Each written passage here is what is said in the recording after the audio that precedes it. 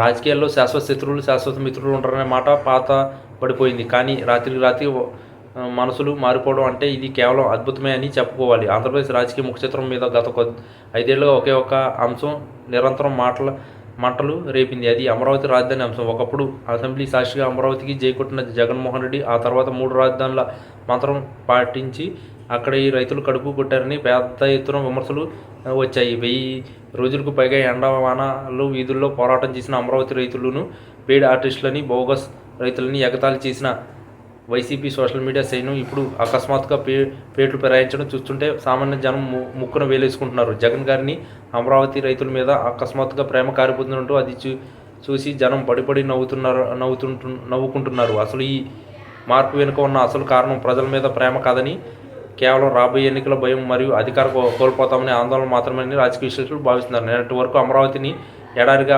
అభివర్ణించిన నోళ్లే ఈరోజు అమరావతి మా బిడ్డ అని, అక్కడి రైతులు మా అన్నదమ్ములని మాట్లాడుతుంటే వినడానికి చాలా విచిత్రంగా ఉంది. ఆనాడు రాజధాని రైతులు పాదయాత్రను అడ్డుకోవడానికి పోలీసులు పెట్టిన ఇబ్బందులు, మహిళల రైతుల మీద చూపించిన ప్రతాపం ప్రజలు ఇంకా మర్చిపోలేదు. ఇప్పుడు అకస్మాత్తుగా వారి మీద ప్రేమ కురిపించడం అంటే నక్క వినం కాక మరేమిటని జనం చర్చించుకుంటున్నారు. గడప గడపు వెళ్తున్న వైసీపీ నేతలకు అమరావతి గడ్డ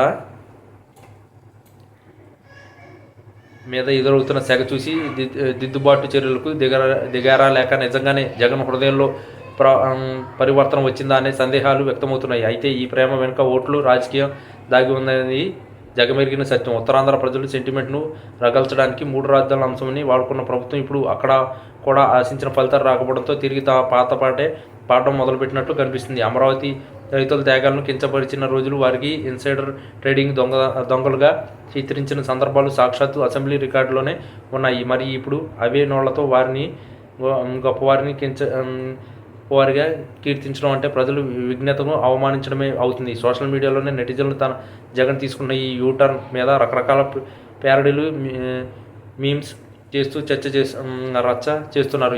ఒక ముఖ్యమంత్రి తన నిర్ణయాలను మార్చుకోవచ్చు, కానీ ఒక ప్రాంత ప్రజలు మనోభావాలను దెబ్బతీసి మళ్ళీ ఎన్నికల సమయానికి వారి కాళ్ళ దగ్గరకు రావడం అనేది కేవలం రాజకీయ వ్యూహం మాత్రమే. ఈ నాటకీయ పరిణామాలు చూస్తుంటే తెలుగు సినిమాల్లో క్లైమాక్స్లో విలన్ మంచివాడిగా మారిపోయినట్లుగా అనిపిస్తుందని నెటిజన్లు ఎద్దేవా చేస్తున్నారు. ప్రజలు ఇప్పుడు చాలా చైతన్యవంతులుగా మారారు కాబట్టి అలాంటి రాత్రి పుట్టుకొచ్చే ప్రేమలను నమ్మే పరిస్థితుల్లో లేరు. నిజంగానే రైతులు న్యాయం చేయాలనుకుంటే గత 5 ఏళ్లలో ఎందుకు చేయలేదని గట్టిగా ప్రశ్నిస్తున్నారు. ఈ మొత్తం ఎపిసోడ్లో జగన్ నవ్వులు పాలు అవుతారా లేక ప్రజలే వెర్రివాళ్లను చూస్తారా అనేది కాలమే నిర్ణయించేది. ఏది ఏమైనా అమరావతి రైతుల మీద కురుస్తున్న ఈ అకాల